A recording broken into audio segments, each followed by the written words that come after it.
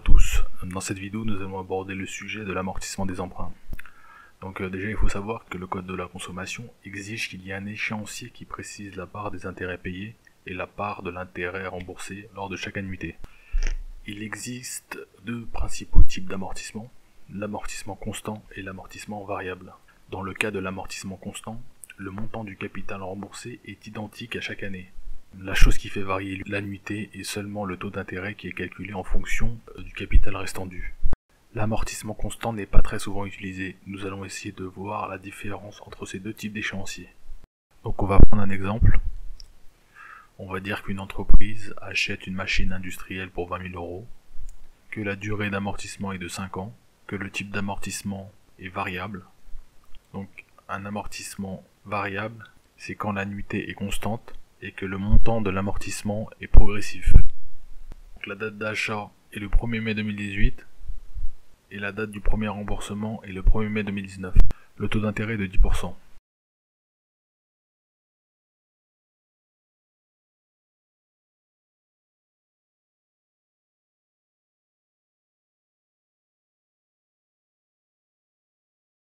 Donc pour remplir la première ligne du tableau, il faut retenir cette formule.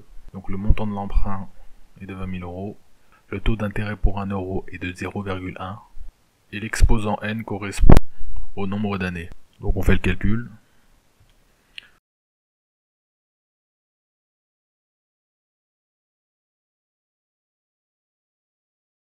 Donc il ne faut pas oublier le moins 5.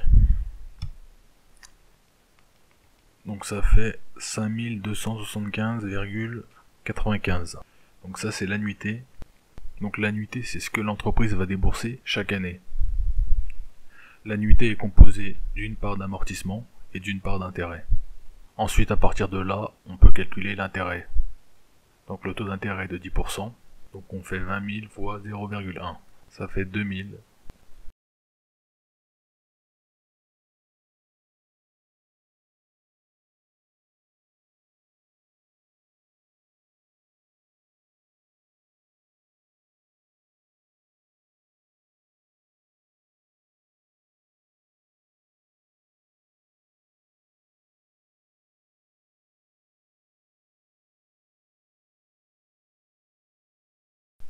Pour trouver le montant de l'amortissement, il suffit de faire annuité moins intérêt.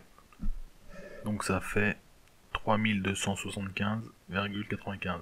Donc au bout de la première année, l'entreprise a payé 2000 euros d'intérêt et a remboursé 3275,95 euros de capital.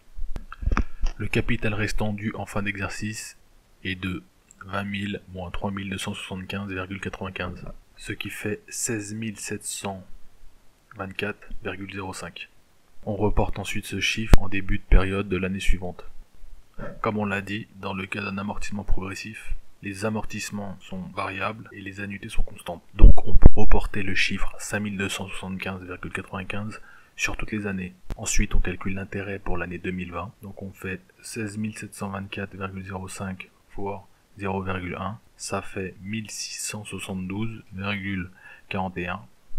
Pour l'amortissement on fait annuité moins intérêt. Ça fait 3603,54. Donc on peut remarquer qu'au fil des années, le montant de l'amortissement augmente et le montant des intérêts baisse. C'est pour ça que ça s'appelle un amortissement progressif. Et ensuite on calcule le capital restant dû en fin d'exercice. Et ensuite c'est le même procédé pour les années suivantes, donc on va le faire vite. Donc le montant de l'amortissement est de 3963,90.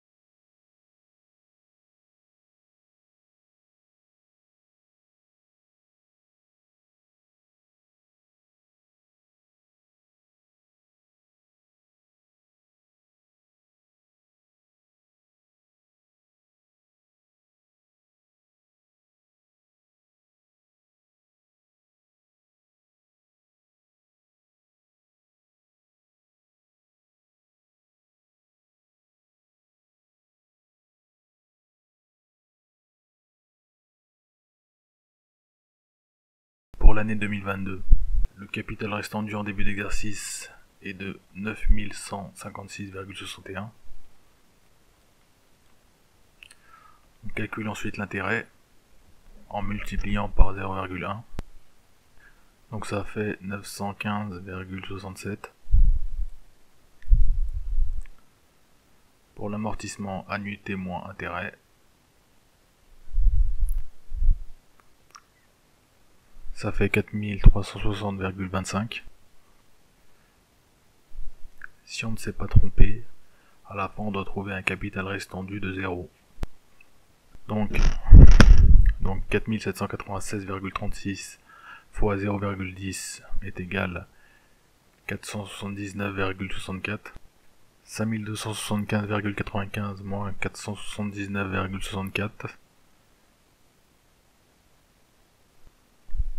Ensuite on fait annuité moins intérêt, donc 5275,95 moins 479,64 est égal 4796,31. Donc à la fin on trouve bien. Ensuite on fait 4796,36 moins 4796,31.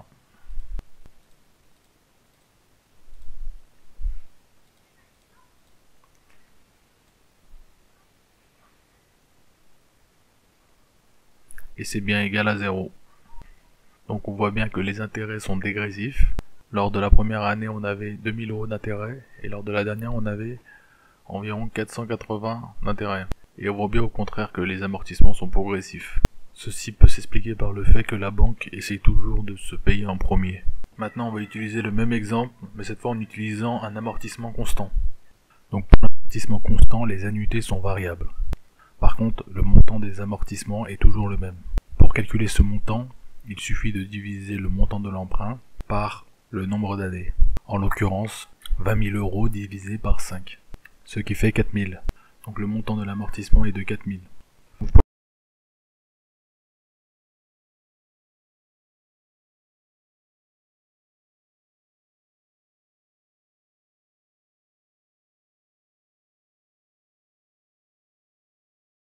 Pour la première année, le capital restant dû en début d'exercice est de 20 000. Pour calculer l'intérêt, on fait 20 000 fois 0,10, ce qui fait 2000. Comme pour l'amortissement variable. Donc l'amortissement est de 4000 chaque année. L'annuité est égale à l'intérêt plus l'amortissement, donc 6000.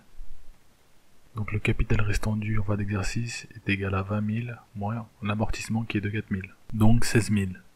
Pour la deuxième année, le capital restant dû au début d'exercice est de 16 000, l'intérêt est de 1600 et l'annuité est de 5600.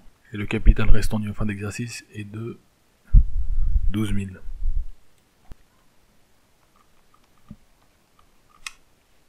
Pour la troisième année, l'intérêt est de 1200, l'annuité de 5200 et le capital restant dû en fin d'exercice de 8000. Donc ça va vite. On peut remarquer avec ce type d'amortissement que les annuités sont dégressives. Ça veut dire que le poids du crédit est plus important les premières années. Une personne qui anticipe une baisse de son pouvoir d'achat avec les années, comme par exemple un retraité, a intérêt à choisir ce type de remboursement. Voilà, pour la dernière année, le capital restant dû est de 4000, l'intérêt est de 400, l'annuité est de 4400 et le capital restant dû en fin d'exercice est bien de 0. Si on additionne les intérêts des deux tableaux, on peut remarquer qu'on a payé davantage d'intérêts avec l'amortissement progressif. Ceci s'explique par le fait que le capital à rembourser baisse plus rapidement dans le second cas. Voilà, la vidéo est finie, j'espère que ça vous a plu. N'hésitez pas à vous abonner à la chaîne et à liker la vidéo.